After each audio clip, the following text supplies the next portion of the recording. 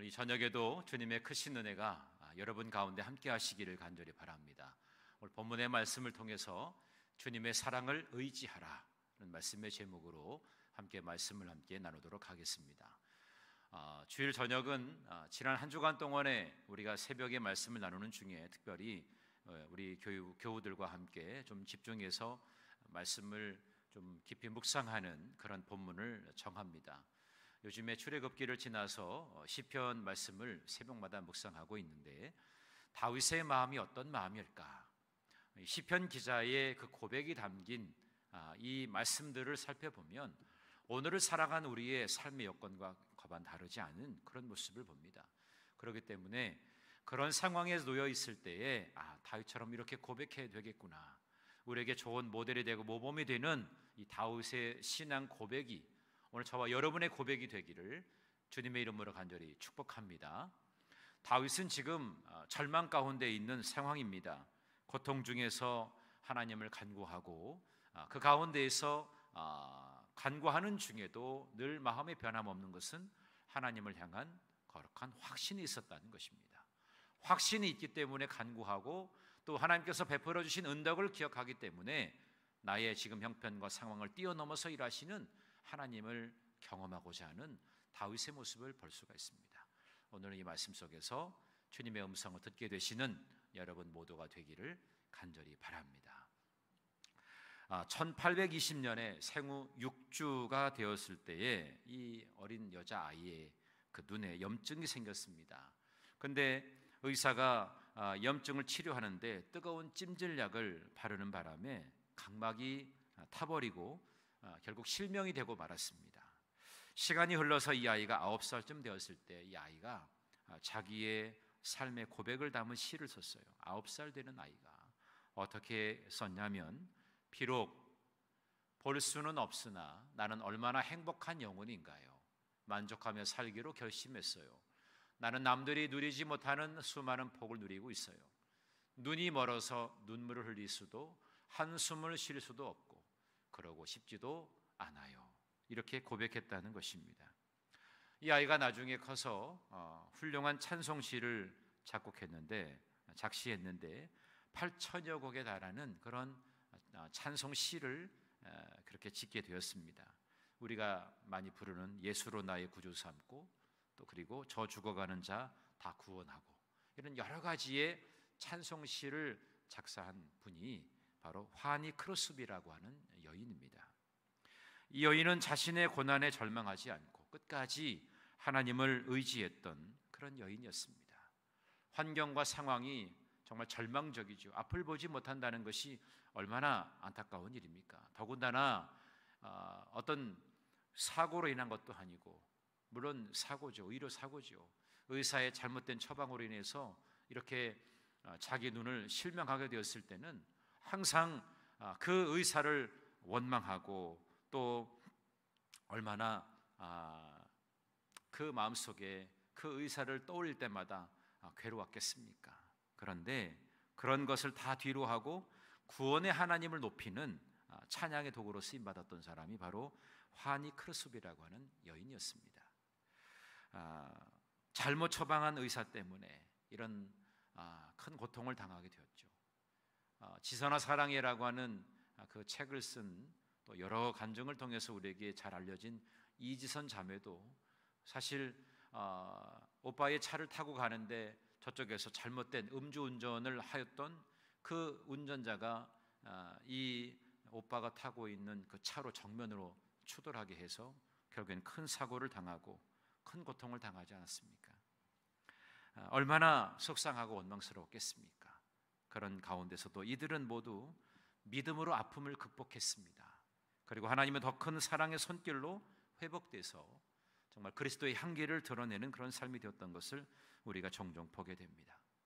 여러분은 힘들고 어려울 때 어떤 말씀을 묵상하고 어떻게 찬양을 하십니까?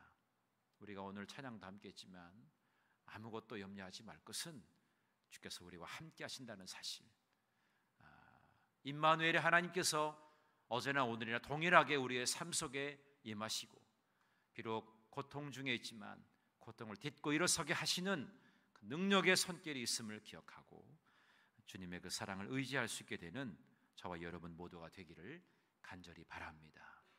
오늘 말씀을 한번 살펴봅니다. 본문의 배경을 살펴보게 되면 오늘 다윗은 어느 때까지니까 이 고백을 4번이나 하고 있습니다. 그러니까 지금 하나님의 응답, 하나님께서 역사하실 것을 기대하고 있는데, 이 고통의 순간에서 벗어나기를 원하고 있는데 하나님께서 자기에게 임하여 주시지 않는 것 같고 응답해 주시지 않는 것 같아서 정말 하나님께서 나에게 베풀어 주시는 은혜가 언제니까, 어느 때까지입니까? 이렇게 탄식하면서 그렇게 아뢰고 있습니다. 아마도 다윗이 볼 때는 하나님의 침묵의 시간이 너무나 길게 느껴지는 것 때문에 이런 고백을 하는 것 같습니다. 오늘 사실 이 시편은 어찌 보면 다윗이 사울을 피해서 도망 다닐 때 쓴 시가 아니겠는가 싶습니다. 오늘 이 시편을 세 부분으로 나눠서 볼 수가 있는데 1절과 2절에는 대적들로 인해서 극심한 고통에 당한 자신의 처지를 절규 섞인 그런 고백으로 드리고 있는 그런 내용이 1절과 2절에 나오고 있습니다. 그리고 3절과 또 4절에 보면 하나님께 구원을 호소하는, 나의 상편과 상황에서 하나님의 구원을 간절히 바라는 그런 간구와 호소로 그렇게 엮여져 있습니다. 그리고 5절과 6절의 마지막 부분에는 자신의 간구에 대한 하나님의 응답을 확신하는 그런 찬양을 올려드리고 있습니다. 확신과 찬양. 물론 우리의 삶 속에 여러 가지 정말 절규 섞인 그러한 아픔의 순간들 가운데 탄식하고 있는 부분이 있겠지만, 결국에 우리가 최종적으로 결론 짓는 것은 하나님은 나와 함께 하신다, 나에게 응답해 주시는 분이시다 라고 하는 분명한 확신을 가지고 찬양을 올려드리는 것이 우리에게 중요함을 우리에게 깨닫게 해주는 것입니다. 하나님은 때로 우리의 믿음을 연단하시기 위해서 종종 고통 가운데 침묵하십니다. 그러나 결국 환난에서 건져주시고 정금같이 나오게 하시는 분이십니다. 그래서 이 고난과 절망의 순간에도 끝까지 하나님의 사랑을 신뢰하고 그분만을 의지하게 되는 그런 우리의 삶의 고백이 필요하다는 것을 오늘 이 말씀을 통해서 다시 한번 우리가 발견할 수 있습니다. 자, 말씀 가운데 몇 부분을 좀 깊이 살펴보도록 하겠습니다. 자, 1절, 오늘 1절의 말씀을 함께 우리 읽어보도록 하겠습니다. 1절입니다. 시작. 여호와여, 어느 때까지이니까 나를 영원히 잊으시나이까? 주의 얼굴을 나에게서 어느 때까지 숨기시겠나이까? 아멘. 자, 고난을 겪고 있는 오늘 이 다윗이 지금 하나님께 향하여 무엇이라고 호소하고 있습니까? 주님이 그를 잊으셨고 또 자기에게서 그분의 얼굴을 숨기신다고 이렇게 호소하고 있는 것입니다. 오늘 다윗은 아주 극심한 고난을 겪는 상황에서 침묵하시는 하나님을 어떻게 노래합니까? 얼굴을 숨기시는 하나님, 얼굴을 숨기시는 하나님이라고 이렇게 노래하고 있어요. 그에게 하나님은 마치 얼굴을 숨기시는 것처럼 자기의 고통을 외면한 것 같은 그런 느낌으로 지금 노래하고 있는 것입니다. 1절에서 숨기시겠나이까, 숨기시겠나이까 이렇게 말씀하고 있는데, 이 단어는 덮어서 가리운다 이런 뜻을 말해주고 있어요. 계속 여전히 하나님을 찾고 있는 이 다윗이 그럼에도 불구하고 여전히 당신의 얼굴을 숨기고 계심을 그가 지금 느끼고 있다는 것입니다. 그런 절망 가운데에서 이 시편 기자는 민수기 6장 25절 말씀처럼 여호와는 그의 얼굴을 내게 비추사 은혜 베푸시기를 원하며, 그 아론의 그 축도를 묵상하면서 하나님의 얼굴을 기다렸을 것입니다. 하나님은 은총을 베풀 자에게 그 얼굴을 비추어서 은혜 베푸신다고 말씀하셨는데, 그렇다고 하면 얼굴을 감추시는 것은 나에게서 그 은혜가 떠나가는 것인가? 지금 나의 고통을 우리 하나님께서 바라보고 계시지 않는 것 아닌가? 이러한 의구심이 들 때가 있다는 거죠.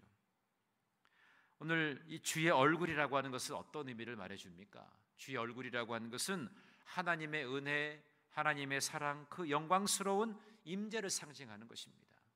얼굴을 숨기신다는 것은 하나님의 은혜, 사랑, 그 영광스러운 임재가 지금 사라지고 있는 듯한 그런 느낌을 갖고 있다는 것입니다.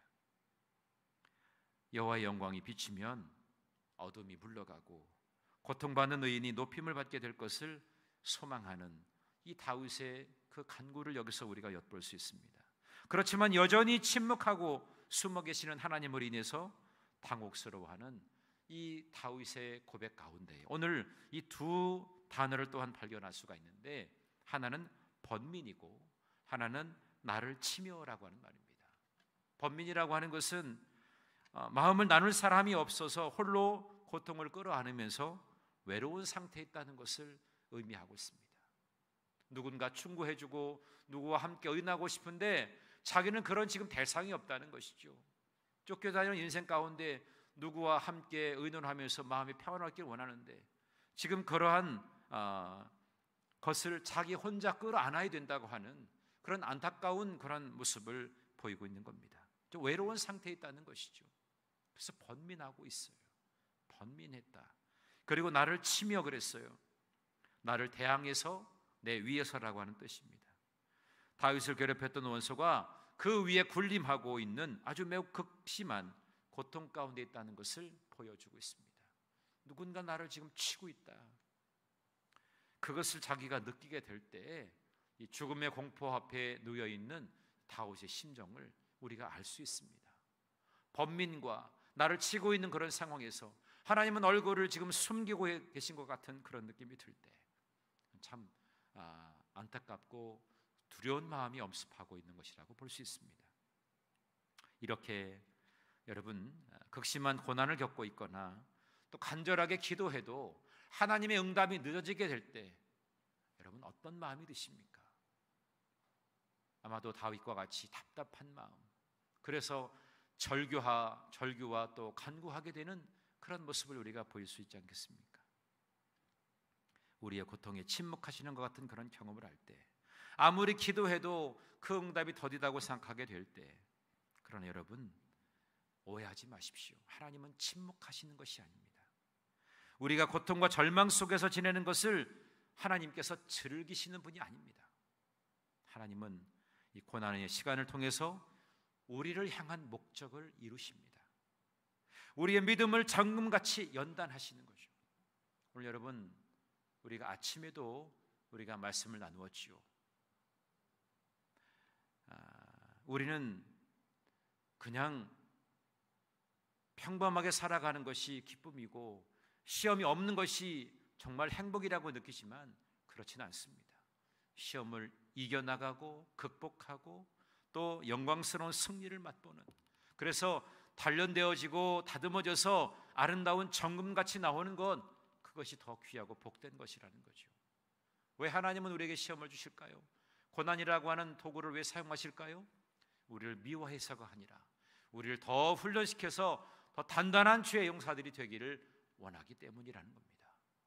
하나님은 고통이라고 하는 처방을 써서 우리로 하여금 단단한 피부를 갖게 하신다. 맥스 루케도가 그런 이야기를 했습니다. 아무리 힘들고 어려워도 하나님은 여전히 함께 하셔서 숨어 계신 것 같지만, 일하시지 않는 것 같지만, 침묵하는 것 같지만, 그럼에도 오늘도 일하시는 분이 하나님이시다. 그것을 우리가 발견해야 되는 것입니다. 고난을 통해서 하나님의 마음에 합한 성도로 세워져 가기를 원하시는 주님의 뜻이 담겨져 있음을 우리가 기억해야 될 것입니다. 그래서 이유 없는 고난이 없고 대가 없는 고난도 없습니다. 오늘 그런 마음을 가지고 나를 다듬어 가시는 하나님의 손길이 있습니다. 오늘 이 아침에도 말씀드렸지만 시험이라고 하는 것은 결국 우리에게 하나님의 손길이라고 하는 것을 말씀드렸어요. 나를 향한 하나님의 손길이 있다. 이것을 우리가 발견하게 될 때 어떤 시험과 환난도 능히 이길 수가 있다는 것입니다. 오늘 하나님의 응답이 늦어지게 될 때 더 깊이 하나님을 묵상하게 될 수 있는 저와 여러분 모두가 되기를 간절히 바랍니다. 자, 5절 말씀을 함께 읽어보겠습니다. 5절입니다. 시작. 나는 오직 주의 사랑을 의지하여 싸우니 나의 마음은 주의 구원을 기뻐하리이다. 아멘. 고난 속에서 인내하였던 다윗이 하나님을 향해서 어떤 고백을 지금 하고 있지요? 하나님의 그 사랑의 하나님을 의지하고 구원의 하나님을 기뻐하겠다고 고백하고 있습니다. 오늘 이 고백이 저와 여러분의 고백이 되기를 간절히 바랍니다. 고난에 처해 있을 때, 고통 가운데 있을 때 하나님을 사랑합니다. 사랑의 하나님을 의지하고 구원을 베풀어 주시는 하나님을 기뻐하는 저와 여러분 모두가 되기를 간절히 바랍니다. 오늘 다윗은 자신이 처한 상황을 가감없이 하나님께 올려드리는 거예요. 오늘 3절에 보니까 그는 사망의 잠을 찰까 하면서 자신의 연약함을 고백하고 있습니다. 사망의 잠을 찰까. 또 4절에 보면 나의 원수가 내가 그를 이겼다 할까, 이런 표현을 쓰면서 이 원수가 나를 이기고 있다라고 하는 그런 표현을 쓰고 있어요. 또 5절에 말씀 보니까 나는 오직 주의 사랑을 의지하여 싸우니, 결국 자기가 결론 내리고 있는 것은 오직 주의 사랑을 의지할 수밖에 없다는 것을 말해주고 있습니다. 대적이 나를 치려고 하고 대적이 나를 승리했다고 지금 의기양양해 있고, 이런 상황에서 내가 고백할 수 있는 것은, 내가 붙들 수 있는 것은, 내가 의지할 수 있는 것은 하나님의 그 사랑뿐이라고 하는 것을 말해주고 있습니다. 나는 오직 주의 사랑을 의지하여 싸우니, 이것은 지난날 수많은 고난 속에서 하나님의 구원을 경험했기 때문에 자기가 결론 내릴 수 있었다는 겁니다. 여러분, 기도하면서 기도 응답 받았던 지난 과거의 일들이 많잖아요. 하나님의 은혜로 사실 감당할 수 없는 그 일 가운데도 하나님께 기도하였더니 응답해 주신 것들이 여러분 아마 삶 속에도 있을 거예요. 그것을 기억하는 거죠. 다윗은 그것을 기억합니다. 그래서 오늘 6절에 보니까 내가 여호와를 찬송하리니 이는 주께서 내게 은덕을 베푸심이라. 예전에 하나님께서 베풀어 주신 그 은덕을 기억하기 때문에 내가 여전히 찬양할 수 있는 이유가 된다는 것입니다.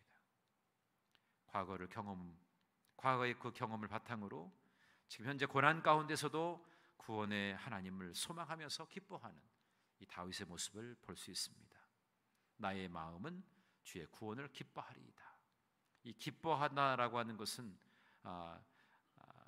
이제 지난 과거에도 현재에도 또 앞으로도 나에게 기뻐하심에 관한 그 이유들을 발견하게 하실 것을 소망하고 있다는 겁니다.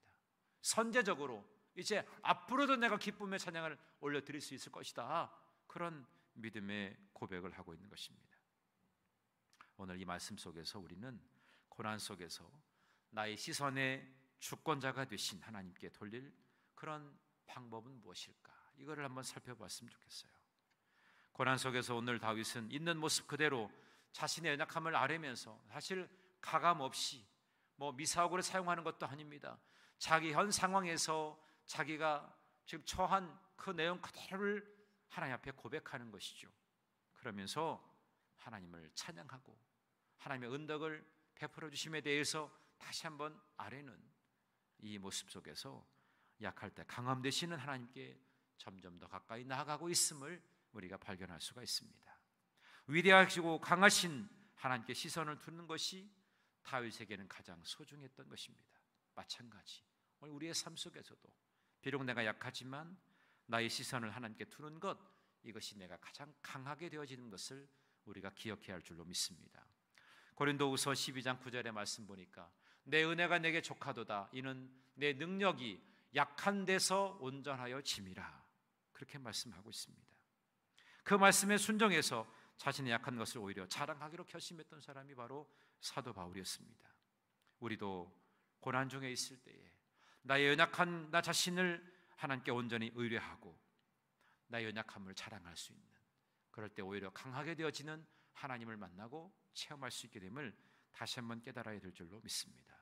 주님의 임재, 그 그리스도의 능력을 경험하면서 어떤 어려움도 고난도 넉넉히 이겨나가고 그 안에서 기뻐하고 찬양을 올려드릴 수 있는 그런 저와 여러분 모두가 되기를 간절히 바랍니다. 사실 지금 코로나를 우리가 경험하고 이제 수도권에서는 4단계고 이제 내일부터 비수도권도 3단계로 또 상향되어집니다. 이 단계가 오르락내리락하는 그런 상황에 놓여있지만 여전히 우리가 하나님을 찬양하고 경배하고 하나님께 예배하는 것은 변함이 없습니다. 상황과 환경이 바뀌어도 우리가 하나님을 예배하는 것은 변함이 없고, 우리의 예배 가운데 하나님의 임재하심과 또 저와 여러분의 삶 속에 깊이 관여하셔서 우리를 하여금 진정한 승리를 맛보게 하시는 하나님의 놀라운 손길이 있음을 기억하시는 저와 여러분 모두가 되기를 간절히 바랍니다. 베드로전서 4장 13절의 말씀을 보니까 이렇게 말씀합니다. 오히려 너희가 그리스도의 고난에 참여하는 것으로 즐거워하라. 이런 그의 영광을 나타내실 때에 너희로 즐거워하고 기뻐하게 하려 함이라. 이렇게 말씀하고 있습니다. 하나님은 고난 중에도 낙심하지 않고 오히려 하나님께 올려드리는 찬송을 더욱 기뻐하십니다. 나의 찬송을 받으려 우리를 지으셨다고 하시는 하나님의 마음을 여러분 살피시고 힘들고 어려울 때마다 주님을 찬양하고 주님께 경배하는 여러분 되기를 간절히 바랍니다. 찬송은 곡조 있는 기도라고 했죠. 여러분의 찬송이 하나님께 올려 퍼질 때마다 하나님께서 귀 기울여 들으시고 천사들을 집합해서 여러분의 기도에 응답해 하시도록 그렇게 힘써 주실 줄로 믿습니다. 오늘도 우리를 향해서 열심을 내시는 하나님의 그 열심을 기억하고 하나님의 얼굴을 감추시는 것 같지만 절대로 감추지 아니하시고 우리를 위해서 일하고 계신 하나님을 발견하는 여러분 모두가 되기를 간절히 바랍니다. 오늘 5절과 6절의 말씀을 우리 다시 한번 읽어볼까요? 5절과 6절 우리 함께 읽어봅니다. 시작. 나는 오직 주의 사랑을 의지하여 싸우니 나의 마음은 주의 구원을 기뻐하리이다. 내가 여호와를 찬송하리니 이는 주께서 내게 은덕을 베푸심이로다. 아멘. 우리가 의지할 것은 오직 주의 사랑입니다. 그래서 내 마음이 주의 구원을 기뻐하리다. 주께서 나를 구원해 주신 것, 그것이 얼마나 큰 기쁨의 요소가 되는 것입니까?